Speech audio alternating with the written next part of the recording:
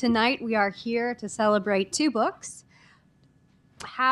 exploring how people build a life, a community, and a sense of self when the world around them tells them they don't belong.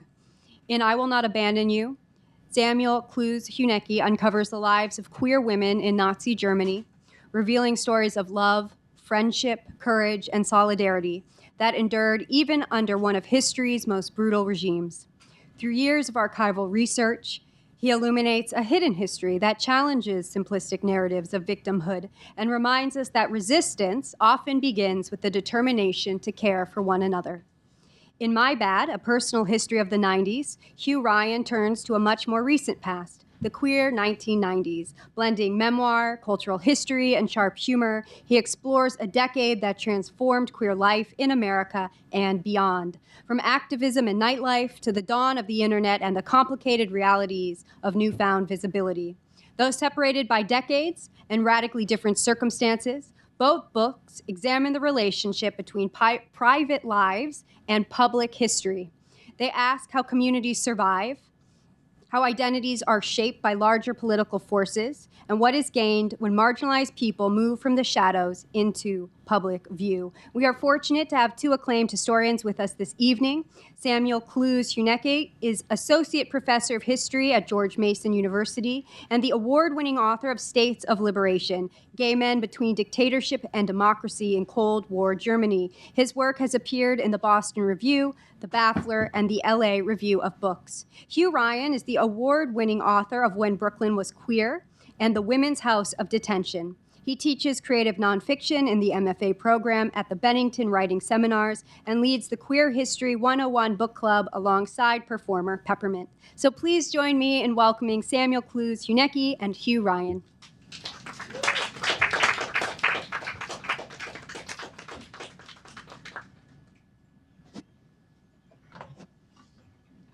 Is this, oh, wow, okay.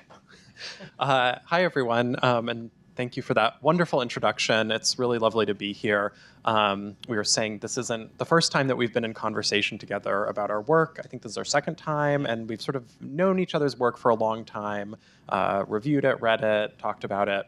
And so I think we'll have kind of a conversation for the next 45 minutes or so, and then hopefully have a good set of questions and discussions with all of you. So I really just wanted to start, Hugh, by asking you, you are a historian of sexuality in the US. You have written books that look at queer history going back into the 19th century, and yet for this you decided not only to focus on something very recent, but also to write a memoir, which I think oftentimes is quite difficult for historians to do. And so I'm curious just how you sort of came up with this and what the process was like for writing it. Thank you. It's interesting. The truest answer for how I came up with this is that I like to be able to afford my health insurance. And a few years ago, an editor said to me, "No one's interested in gay stories anymore unless they're happy. And none of your books are happy." And I was like, well, I would take some, disagreement with that. I think there are happy moments. But yes, I do write about prisons and abolition and the 18th century and all of these places that are not necessarily like the easiest, happiest, funnest stories for people to imbibe, especially these days where, all of our attention spans have been shortened. It is hard to get anyone's attention on history. I don't even think they have history departments anymore in colleges, is what I've heard. Well, the odd one. And so, there is an element to this that was truly fiscal. I can't lie about that. I think in deciding to write a memoir, you have to decide you're selling your story, right? And there's a reason that we do that. The other side of it, of course, is that this is a history that I care a lot about. And my first book was really about the 19th century and the early 20th century. My second book, The Women's House of Detention, was about a prison that existed for most of the 20th century in New York. I have been working in slow motion in the background now for a number of years on a new project about the avant-garde of the East Village, which will cover the 70s, 80s, and 90s. And in some ways, this book covers the sort of rest of the story. It really starts in 1990 and goes all the way up to just a few years ago. And so in my head, although none of my editors have ever known this, I have been writing a 250-year-long queer history of America, and this is an entry into it. But when I sat down to think about how I would write that book, I kept getting in my own way. I had so many things that I wanted to talk about for very specific and personal reasons that if I put on my historian brain, wouldn't have made the cut, right? They were just stories that were my story.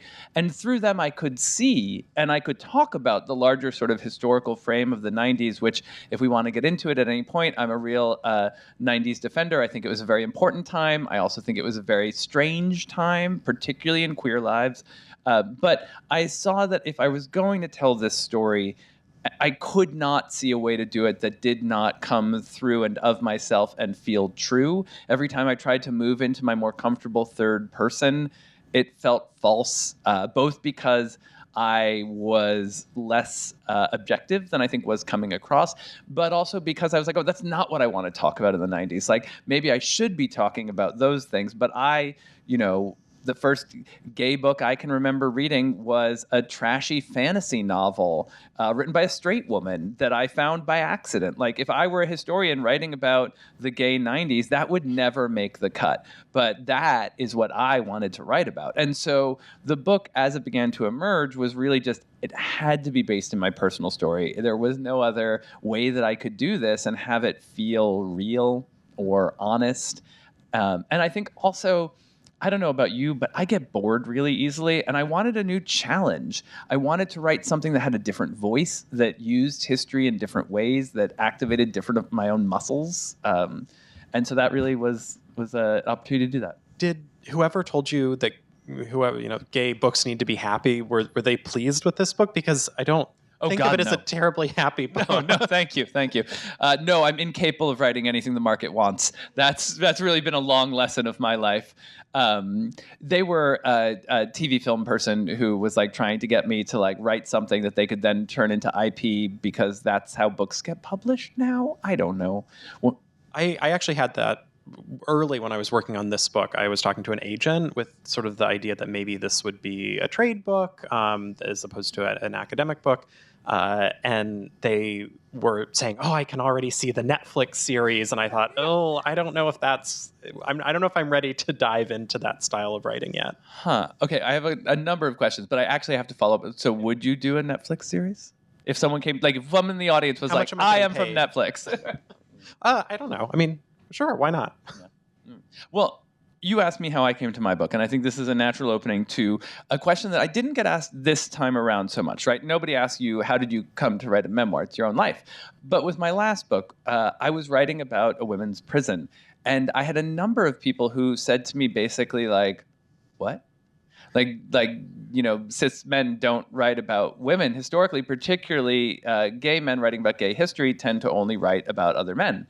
And I'm curious how you came to write what is really one of the first and essential looks at this kind of lesbian history in America. Yeah. Yeah.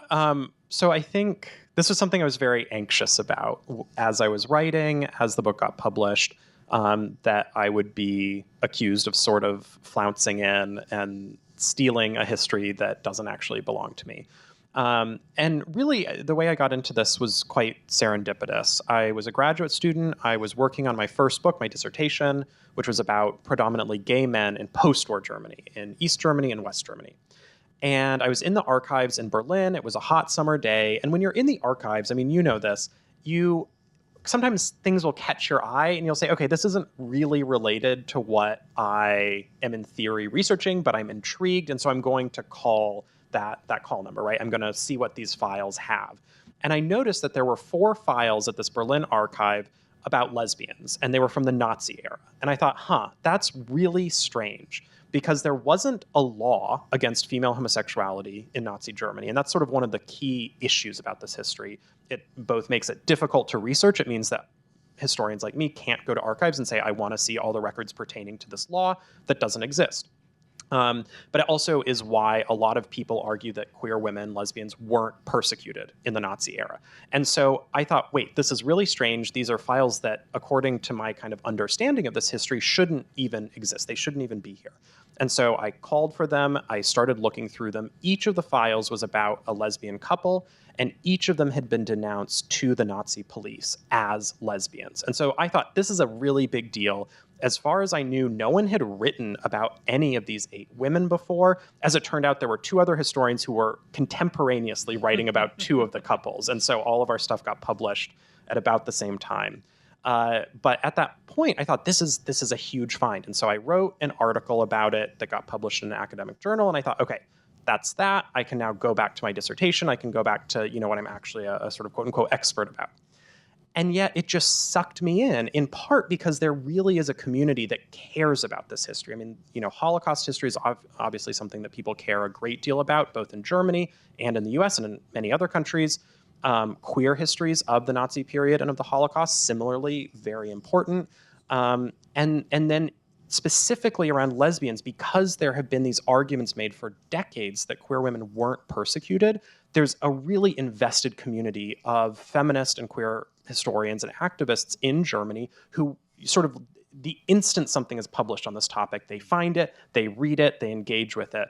And so that just sort of sucked me in, and I kept looking for more sources. I kept going to more and more archives. And it was looking for needles and haystacks. It wasn't an easy process. It wasn't like my dissertation, my first book, where I could just go to any archive and say, I would like to see all of your sodomy case files. And they would have dozens or hundreds of records for me to look at. In this case, I had to write to them and say, do you know of any cases about lesbians, about female homosexuality in the Nazi period? And some archivists would write back and say, well, everyone knows that lesbians weren't persecuted, so of course we don't have anything. And I would sort of write back and say, well, thank you for your time. I disagree with that, but no worries.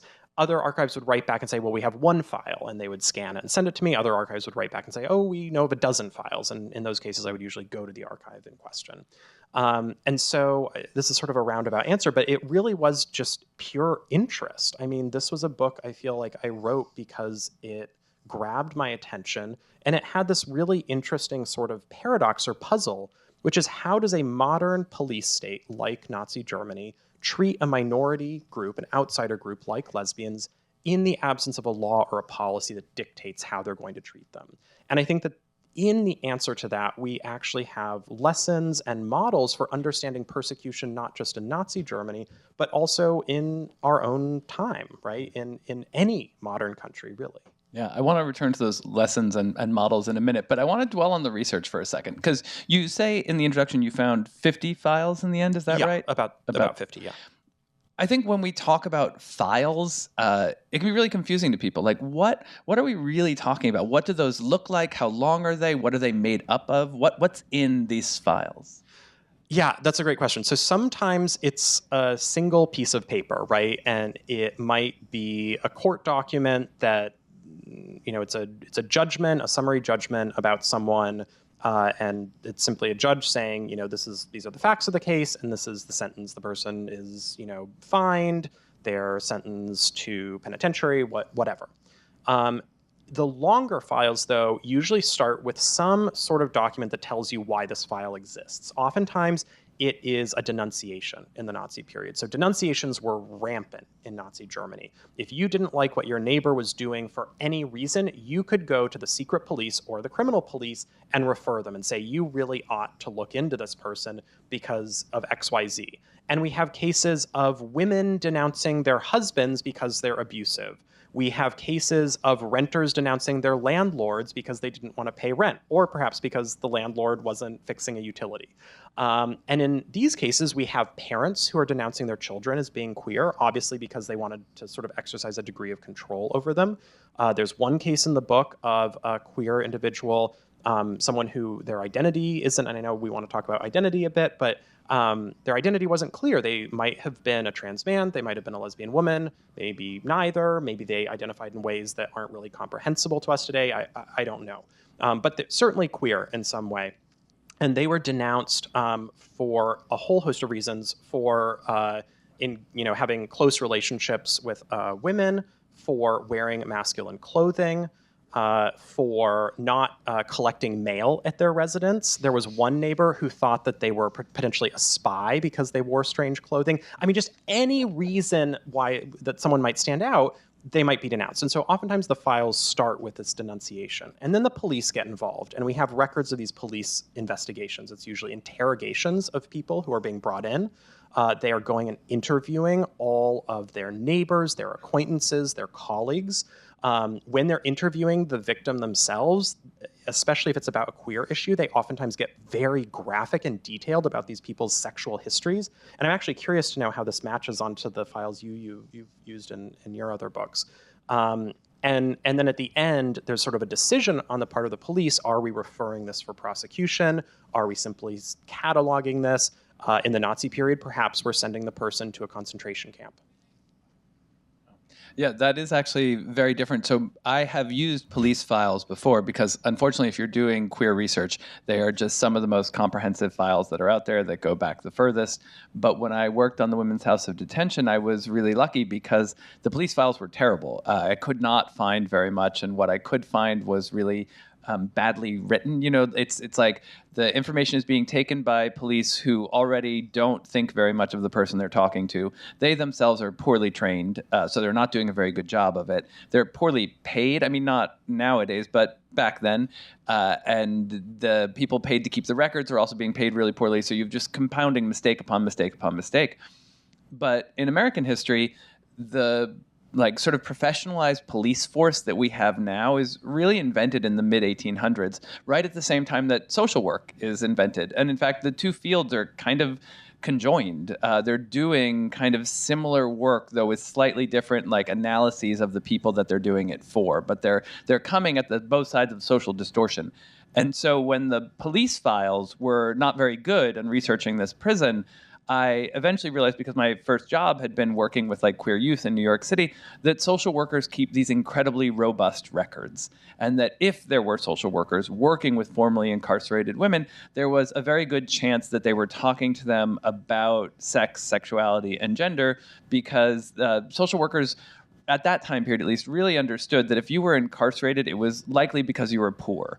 And if you were poor and you were a woman, you were assumed to be a prostitute. Most of the women that I researched, regardless of what they had done, were being arrested under prostitution statutes. And I think one thing I would point out is the women I'm writing about, almost all of them are also accused of sex work. I mean, this is, right, these are generally poorer women, generally single, younger, and if they're being accused of sex crimes, usually there's a charge of sex work kind of tacked on to that, or there's an assumption that they must also be a sex worker. Yeah, in New York state law, it was actually written in that sex work, charges of prostitution have nothing to do with sex work. They were, in fact, the common lewdness of woman. No sex was required to be exchanged for money in order to be found guilty of prostitution in New York for many, many decades.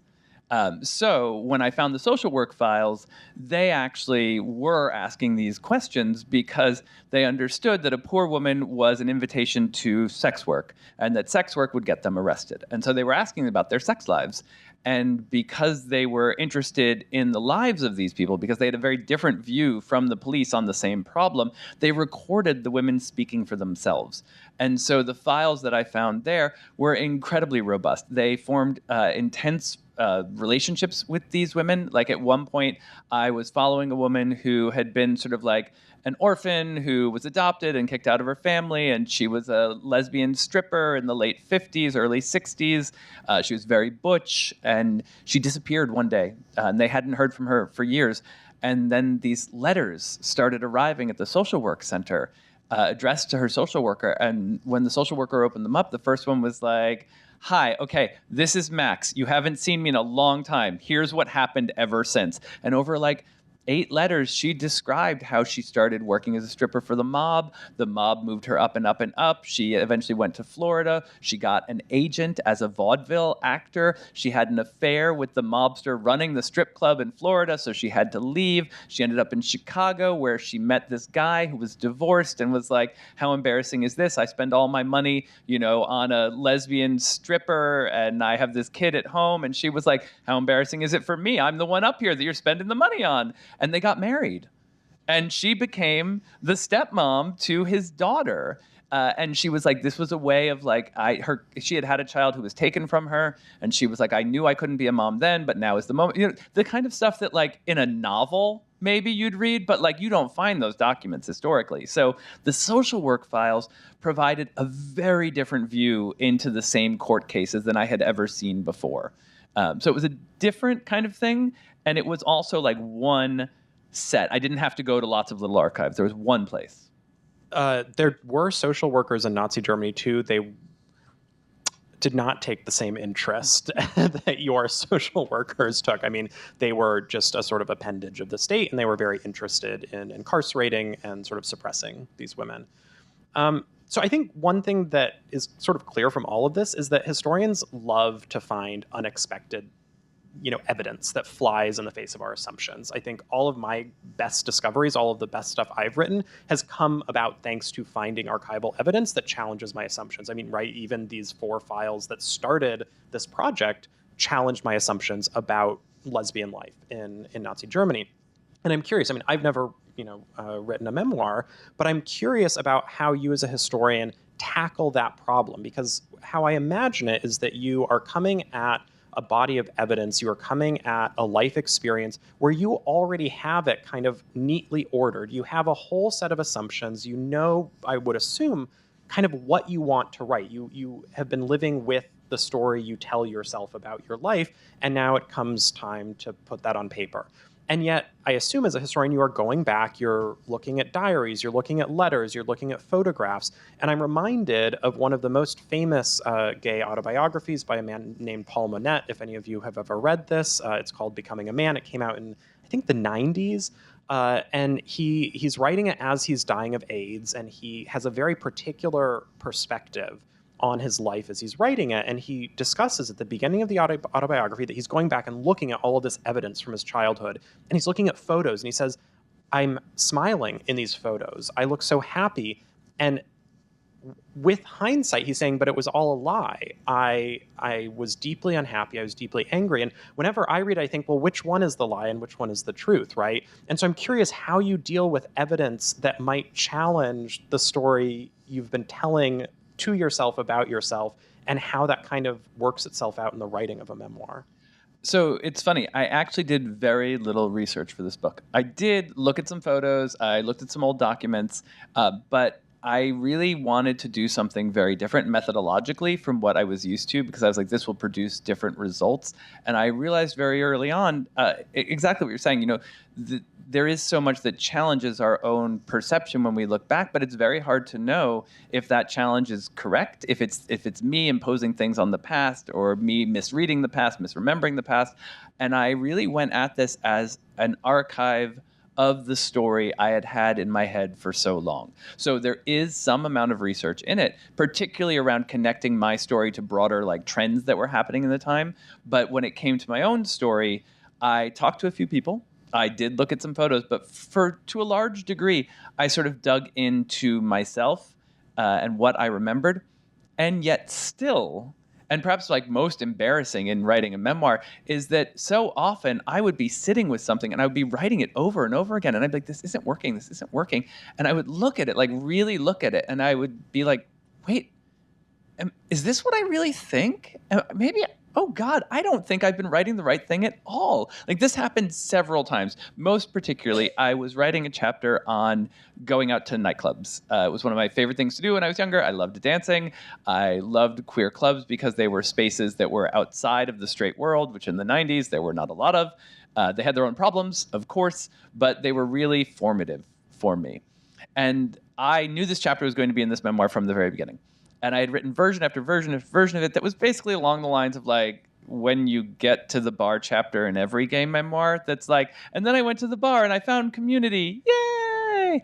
And I was like, that is actually not my story at all. I went to the clubs, I met no one, I went back home. I loved it. I was looking for oblivion. I was not looking to meet people. I mean, I liked the idea of like the sexual potential, right, of going out. That's some of the thrill, but it wasn't about that for me at all.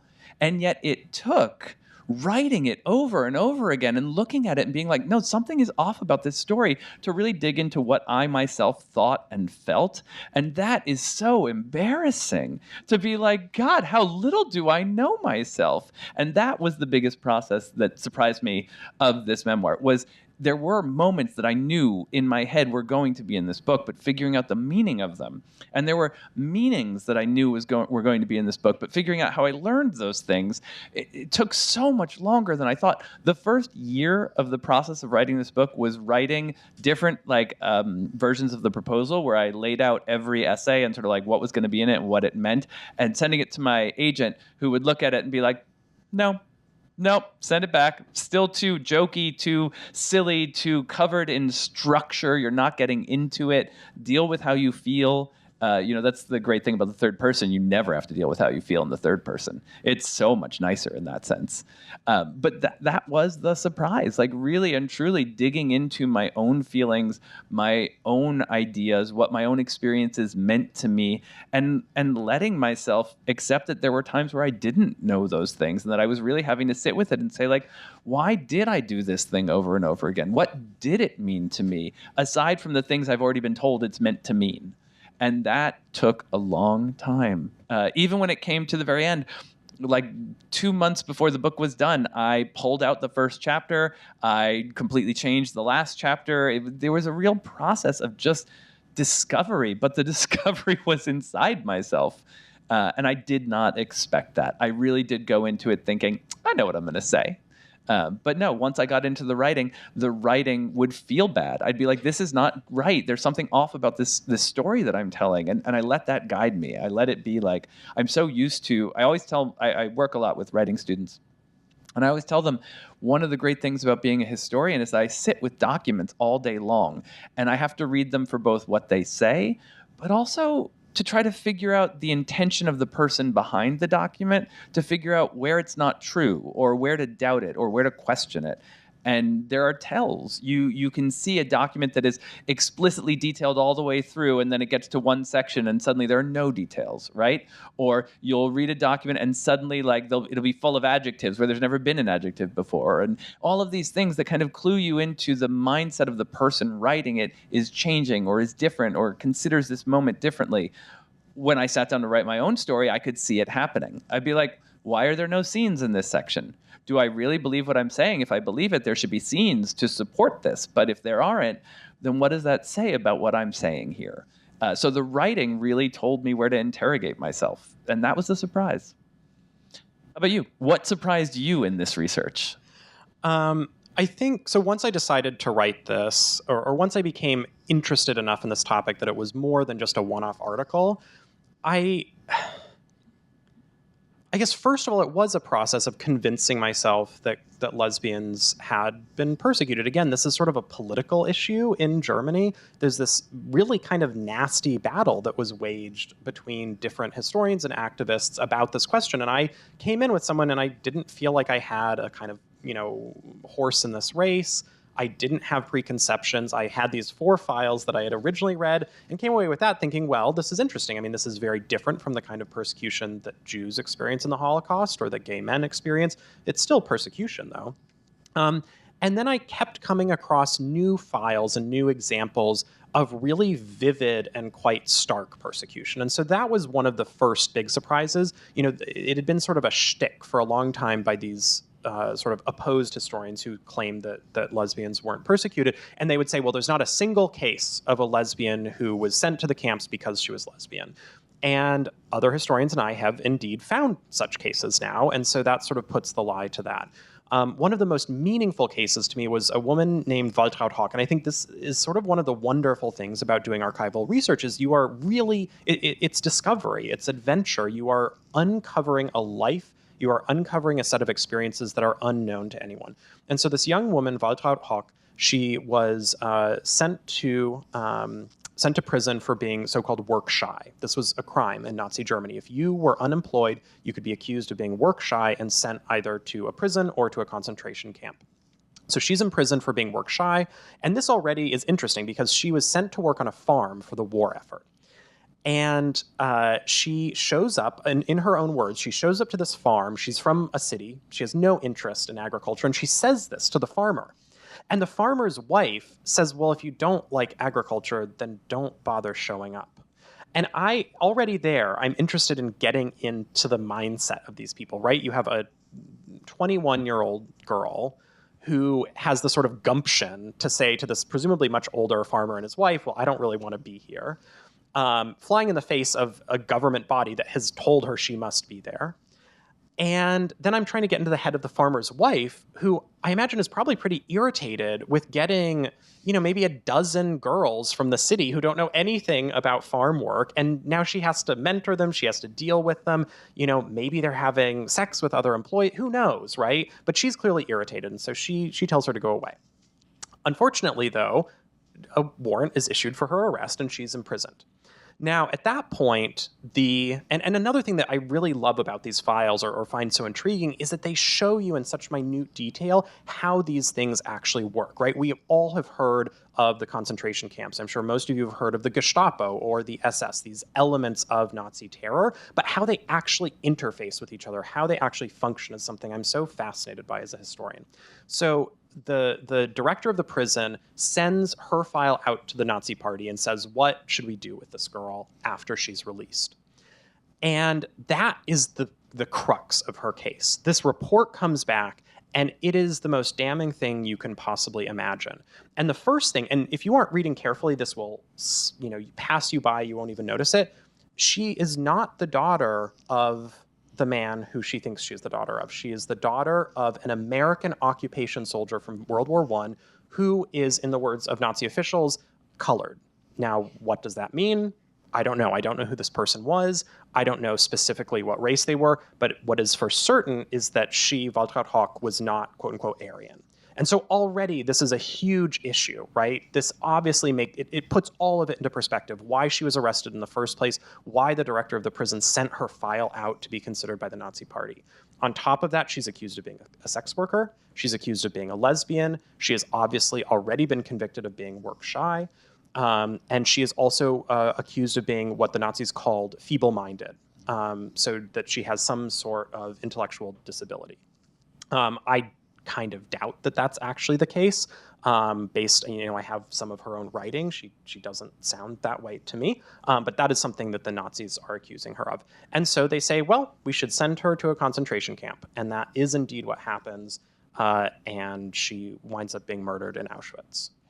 And so finding all of these stories that are just so vivid and really challenge the predominant or the reigning interpretation of this history.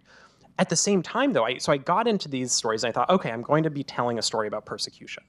And then I started finding other stories. I started finding stories of resistance, of joy. I mean, that's sort of a cliche, queer joy. But I found stories of queer women in Berlin who were throwing massive balls with hundreds of queer people in the middle of World War II in central Berlin. And, we know about this because the police are showing up. They're raiding them. They're trying to shut them down, but they are still doing it. I also found stories of queer women who were complicit with the Nazi regime. There's one story of a woman, a quite remarkable woman, who ran a sanatorium outside of Berlin and sort of constructed a lesbian underground subculture in this rural hamlet. At the same time, I think there's very good reason to suspect that we know she was a Nazi party member. I think there's very good reason to suspect that she was also complicit in the Nazis' so-called euthanasia program. And so, again, I found all of these much more complicated stories that really defy any kind of easy association of queerness with goodness, right? Or even necessarily with an easy definition of persecution. These are people who were persecuted, but they weren't just persecuted. They weren't just victims. They lived much richer and fuller and complicated lives. It's interesting because I think one thing that we so often wall off Nazi Germany and the Holocaust as this extreme event. I mean, you say in the introduction of your book that it's sort of like a moral center. Things are organized around whether they were persecuted, and the Holocaust is sort of the worst thing that could happen to you. And yet so much of what you're talking about, I know from looking at the records, is exactly what happened here in America. The women I was looking at were being arrested for being born tired, which I think is the best phrase ever for work shy. You're a born tired. I identify that way now as a born tired. And when they resisted the arrests in whatever way, or resisted the ways in which they wanted them to behave, get jobs, do all these things, they were labeled as feeble-minded. When that didn't work because they started bringing in IQ tests in the 1920s and 30s, they developed a new, John D. Rockefeller had this sanatorium where he was testing all of these women. And unfortunately, he thought he was going to find, oh, they are feeble-minded. Great, we can sterilize them. Instead, he was discovering they were not feeble-minded. And they were really ruining the numbers at his sanatorium, where they were not getting better. They were not doing the things that he thought they should do. And so they created a whole new category. They took women out of the prison and relabeled them psychopathic personalities. And that meant that you were resistant to the kinds of help that they were forcing on you in the prison and in the sanitarium. And this classification, this psychopathic personality, eventually spreads in the 1950s to be applied to basically all gay men. But it starts as a way to cordon off women who had been arrested, most of whom were queer, and explain away their deviance. So much who then to sterilize them, and in some cases, euthanasia. So many of these hallmarks are the exact same thing. They're not, and that I think surprises a lot of people. Yeah, I mean, I think so. Right. I mean, one of the ways I frame the book is that the Holocaust still has this moral force for us, right? Being compared to a Nazi is really the worst thing that you can be compared to. Saying that an atrocity is like the Holocaust it's the worst thing you can imagine. And I think that there is some use to that. It does strike me as being useful to have a standard against which we can hold ourselves accountable. I think there's obvious problems with this standard, though. I mean, there's sort of the whole trajectory of Holocaust memory and the state of Israel that isn't what I get into in the book. But I think what it also does is it makes these things seem foreign or other or alien. And it's very easy to say, well, the Holocaust and the Nazis were so evil, we can't possibly imagine anything ever being that evil again. And that almost gives atrocities and, evildoers in the present kind of a pass, because no matter what they do, it can never be as bad as the Holocaust. And so I'm always very reticent to make these comparisons or these direct comparisons, because I think, well, they're all historically defined. They're all historically situated. And maybe it's polemically useful to say that someone is like Hitler or that some action is like the Holocaust, but it oftentimes elides actual historical explanatory power. And so on the one hand, I do buy into this usefulness. I obviously think it's important to remember the Holocaust, but I also think it's important not to sort of set it up on a negative pedestal and imagine it to be this unique event in history, when in fact, a lot of my book and a lot of history of the Holocaust is about how the way the Nazis behaved is typical of modern governments. And I think I've had a lot of people read this book and tell me this is really upsetting to me because it seems so familiar to our lives today. Not because we're out here, gassing 6 million Jews, but because so many of the mechanisms of rule in Nazi Germany are really mechanisms of rule in most modern police states, whether they're democratic or authoritarian or somewhere in between. And I think that's really important to kind of keep in mind and remember. The other thing that always makes me anxious about making these comparisons is I think we know how it ended in Nazi Germany. It ended with the murder of tens of millions of civilians. It ended in absolute ruin and destruction. I mean, Central Europe is completely obliterated in the war. The death toll in the Soviet Union is monumental. And I think that can lead to despair. And so the other thing I really wanted to make sure I did in this book was highlight choice and agency and resistance and show that yes, people actually were still able to make consequential decisions about their own lives, about the lives of people around them, and that when they made active decisions to resist, it did have beneficial repercussions. It didn't mean that these women overthrew Hitler, that they were able to stop the Holocaust from happening, but it means that, I think as a historian, it's important that they made those decisions. And ideally, it gives us today some inspiration or hope that the choices we make can also matter. I think in a minute we're going to open it up to questions for you all, but hanging there for one last second, is there any one lesson or utility or useful given the moment that we are in right now, as you said, the comparisons are there. Is there anything that you, in reading the book or making this book and doing this research, reading these files, anything you're taking from it for navigating this fascist moment? Get a second passport. No, I mean, I think really what I just said about, retaining faith that the choices you make matter. I think that's really the most important thing, and not to give in to the lie that atrocities are inevitable or that there's nothing we as individuals or as communities can do about it. And I guess on top of that, though, not to give in to the similar despair that each of us is an isolated individual who's only acting in isolation, and that in fact we are part of communities, and that when we look for community, when we look for alliances, when we look for those affinities with other people, that's where real strength lies. And I'm curious about, for you, I mean, you're obviously writing about a very different moment, but in a lot of ways I think we can trace a lot of the origins of our present moment back to the 90s. And so I'm curious if you have any lessons that we can take away. Yeah, I mean, the thing that I return to in the book and that I think is true is just what you're saying about community, but more than just community.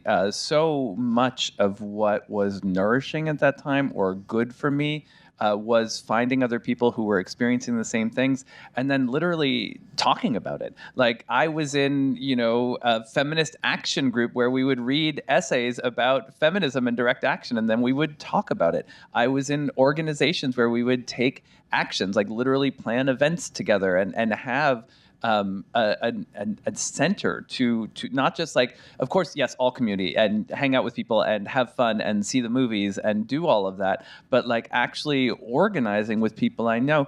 I draw a lot of inspiration from ACT UP and the AIDS activists, and there's a really important woman named Maxine Wolf who was very big in early ACT UP, and she said, don't spend your time debating theory, because you will spend your whole life debating the proper theory before taking an action. Take the action, and the theory will arise from it, because you will know what you are willing to do. You will know what the people around you want to do, and you will learn your comfort levels. You will learn what the politics are that emerge from the actions you want to take. But if you spend all your time debating and thinking, you will never get to the action. And so much of what was happening in the 90s, it felt like nobody cared what we were thinking. Nobody cared what our feelings were. But if you were out there in the streets yelling, people cared. And we spent time talking about the actions we were going to do, planning them, figuring them out, and thereby coming to a politics communally and individually. And that, I think, is a place that I am definitely returning to now. Okay. I think if any of you have questions, there's a microphone up here. We are being recorded, so the microphone is so that everybody can hear. There's a podcast, so if you want to listen to this later, or if there were friends who couldn't make it, they'll be able to hear it. Yeah, you want to. We'll do a little hold music while you walk up, Do, do, do, do, do. Hello, thank you both so much for your talk. I guess I wondered, as you were talking about kind of not exceptionalizing the Holocaust vis-a-vis how the government worked, like, what's your sense of what tipped them over into mass murder where sometimes it doesn't go that way? That's a great question. This is something that historians, as I'm sure you can imagine, debate and talk about a lot. So I'll try not to put my kind of teaching hat on and give you the 60-minute lecture. Basically, the sort of dominant interpretation now is that the Holocaust as it happens is a process of kind of radicalization from below. So essentially, you have this system of government where you have a dictator, Adolf Hitler, not a detail person. He likes to sleep in. He doesn't like writing things down. He issues verbal orders to his subordinates. And then you have a bunch of people who aren't at the top tier, but who are oftentimes out in the provinces, out in, conquered parts of Europe. And they're trying to gain favor with him. They're trying to figure out what his desired policy is. This is, historians refer to this as working towards the Führer. And in doing that, in trying to outcompete each other to show, no, I am the most anti-Semitic of the regional governors, that is where the Holocaust comes out of. And so it wasn't, the anti-Semitism was an intentional policy, but that it expressed itself in this particular way was a process of these underlings trying to kind of outdo each other. And so I think it's important in that it shows that these things can be stopped. These things are not inevitable. It was not inevitable from 1933 that we were going to end in Auschwitz. At the same time, I think it's scary because it shows that there oftentimes isn't the kind of intentionality we might expect or hope for with, a program of mass murder.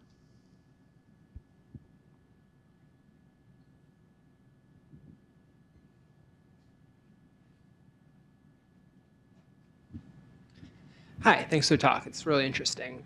The fact that you're a historian writing a memoir is very interesting to me, since memoirs are something historians look at as primary sources. And I'm curious, is that something you thought about when you were writing it? Like, oh shit, 200 years from now, someone might be reading this as a primary source and writing secondary sources on it or something. And if it did, how did that impact the way you wrote it? Yeah, absolutely. It was interesting to me because when I thought about the idea of writing it, one thing that really occurred to me is that I'm very comfortable in the third person, but that part of that comfort is because I am uncomfortable talking about myself in writing, and that those moments of discomfort were usually around the places where I felt like I fit the world around me the least, made the least sense, did not understand myself, did not have people around me who understood me. And then I realized that those are the memoirs and the writings that I find most useful and helpful as a historian, looking back on people thinking about, like, who am I and how do I stand relative to the community around me? And that by not doing that, I was consciously choosing to leave a hole in the story. And that I was doing that because these things were uncomfortable. And the reason they were uncomfortable is because I was oppressed, right? And that's the place where I hope as a historian someone will write into their lives, and I will find that document and understand how they understood those experiences as they were happening to them, rather than just me trying to look back and say, well, this happened. I can make some assumptions about how this might have felt. And that in a weird way, the not writing it was in fact kind of the long tail of the same homophobia that I am writing about in the book itself. And so it was not in my head originally, but the further I went into it, the more that thought emerged as I did it, and the more it felt important to really go into the places that made me most uncomfortable, with the idea that I don't know what will be useful to future historians, but if I can at least write the places where I felt the most friction between me and the world, that maybe that would be productive because it was productive for me looking backwards. Thanks.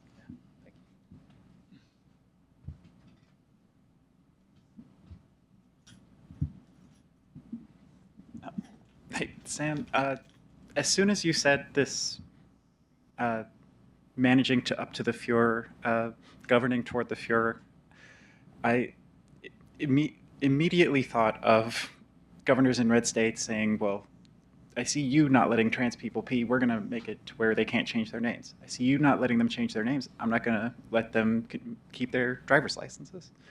Are there lessons in your studies of that process that suggest ways to create off-ramps to stop that escalation?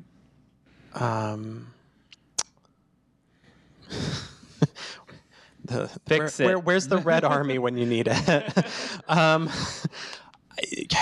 Again, this is where I think these comparisons can be unhelpful because, we know how it turned out in Nazi Germany. I think a very helpful, it's not exactly an off-ramp in the sense of what you're talking about, but I think a very helpful example that historians point to that, again, suggests the importance of community, that suggests the importance of agency and action, is the case of Denmark. And so Denmark, as many of you may already know, was occupied very early on in the war by German armies.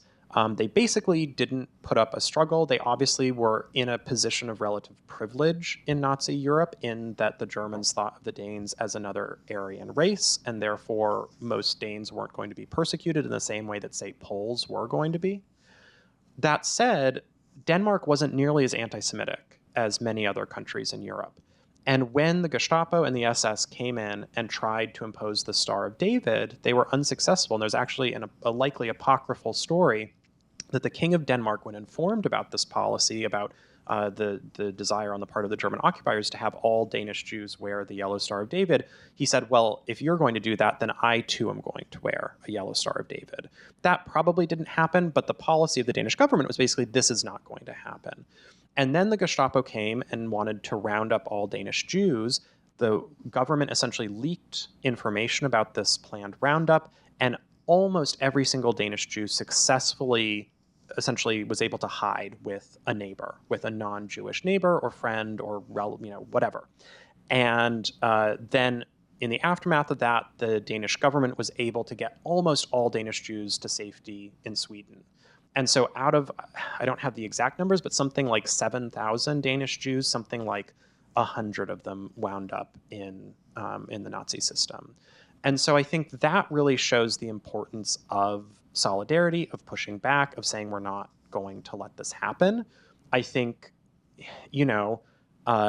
the politicians who are trying to say, well, our states are going to, be sanctuary states. We're not going to, there's been cases, not directly about trans rights, but cases of states trying to criminalize traveling to another state for an abortion, and the states where they have traveled to aren't cooperating with those investigations. I think at the end of the day, when we're talking about repressive policies, you can't there's no halfway, right? We can't give in to these things. We can't say, oh, well, maybe there's a reasonable compromise. I think you have to push back and say, no, this is wrong, and we are going to do everything we can to oppose it. That probably is not very helpful. Thank you. Was it never collaborate in advance? Yes, well, right. I mean, and there are these cliches that we have, but I think they're mostly right. Is the thing, and I think the one thing I'll say is I think I have a lot of optimism looking at how people in our country have responded to the last year and a half. And I mean, I have a lot of depression too about what's happening, but I think there is a marked difference between how Americans are responding and how Germans were behaving in the early 1930s. We have like 5 more minutes if there's any last question. Anything at all. Be about what we talked about, what we didn't talk about. Hi, thanks. I would love for you both to put your professor hats on for a minute, because I'm here having grown up either in the 90s, so knowing a lot about that history, or with a lot and long history about the Holocaust because of the time and place I grew up and all of that. And as you're working with students, I'm really curious about, from your history lens and your professor lens, what's actually resonating with them? Because I think we spent a lot of time, especially in like the 2010s, trying to convince people it could be really bad, and now we're living in it. And I'm curious about what resonates for them historically and what seems to activate or motivate them to come out of, just passive watching. It's interesting. The thing that has motivated so many of the young people I talked to that really surprised me is that, I went back to our alma mater. We went to school together, to Cornell, and I spoke to a number of the students there. And I was like, oh my gosh, you all are living in this like gay dorm. There's an LGBT studies major. The LGBT center is so big and robust, and you guys have everything. And, we just had like the bar, and that was like miles away from campus. So you had to find someone with a car, and then everybody pile in and go together. And they were like, we don't have anything. We don't have a community. We have resources. We have institutions, but we all feel isolated, and we don't feel like there's this connection. And we ended up talking about a lot, saying basically that at a time when there were very few visible queer people who were out, it was very easy to find each other in a certain sense, because there were like 12 of you, and you looked for each other and you looked out for each other. And that was the essence of our community. It wasn't that it was easy or that we had all of these things. It was that we looked for each other. And when we found each other, we made an effort to find points of commonality, because there weren't a lot of other people to talk about. And that so many of them, their lives were incredibly mediated by technology, by social media, by deciding if they wanted to go to an event, by looking at an attendee list in advance, by deciding if they wanted to meet someone, by looking at a series of stats, by not having to leave their room at all in order to meet anyone. And when it boiled down to it, so much of what they wanted was an in-person life where they were not being constantly surveilled, and that they did not exactly know how to make that because no one was giving it to them, and half of their lives were already on the phone for real reasons they could not let go of them. The work was being done there, jobs were being done there, their connection to everyone and everything, and their bank account was all through that phone, which also did all of this other stuff. And so when I work with young people, a lot of what I do now is talking to them about, like, what would it mean for you to find community with other young people your age? How would you want to do that? What is something that you would love to do with people, and how can you bring that further into your life? And I know that that's not like a political action, and that's not directly opposing fascism, but I think in terms of creating the kind of community that enabled those of us who were out in the 90s to make it through and to get through the violence and get through the oppression and get through all of that was other people. And that those bonds were strong because they were tested, they were in person, they involved a lot of time spent together, they spent time disagreeing and agreeing and trying things together, and that all of that was the kind of work that made it possible for us to then do the kinds of direct action that required us knowing, like, did you feel comfortable in a situation where you might be arrested? Are you someone who is willing to be tear gassed? All of these things come out of affinity, and the affinity was what they were lacking. I quickly want to push back on what you just said. I think building community is fighting fascism, because fascism thrives in societies that don't have community, where people feel isolated, where people feel alienated. And I think, the more that we all feel like we have a community, like we have a kind of broader social family that we're a part of, the less fascism can take root. So I actually think that these sorts of things are important. To briefly answer your question, I think I've noticed one similar thing, which is, from my perspective, things seem great for students, right? I mean, when I went to college in the sort of early to late, aughts, there wasn't much. I mean, I think it was better than when you were in college, but compared to where we are today, it's still, I can see the progress we've made. And yet I still get students coming up to me and saying, you're the first, queer professor I've had, telling me how meaningful that is. And I don't think that I'm making any sort of stand by showing up to work, with whatever. I mean, looking like I do now. And yet I think to some of the students, just me being there is a huge deal. So that has been quite remarkable to me. I'll say that, my courses on German history, on Nazi Germany, are generally oversubscribed. I think there's a huge amount of anxiety on the part of our students. They want classes that will help them navigate the very scary reality that we're living through. Every semester I get more and more questions about the direct relationship of that history to what we're living through today. When I'm teaching, I generally don't answer those questions, but I think there's a definite hunger there. And then the last thing is, I think students, probably like all of us, are exhausted by technology. And I at least have found, unlike what tech CEOs are saying, my students don't want to use AI. They are very happy being in a learning environment where they have to put their phones and their laptops away. I've gone back to Blue Book exams. They have to actually, learn something. They have to show up. They have to write for an hour and 15 minutes. And I've gotten no pushback from this whatsoever. If anything, I've gotten very positive feedback on it. So I think there's a real hunger on the part of students for, not just community, but at least in a university context, for intellectual community. Thank you all. 8:00. Thank you all so much. I think we'll be doing a little signing, so if you want.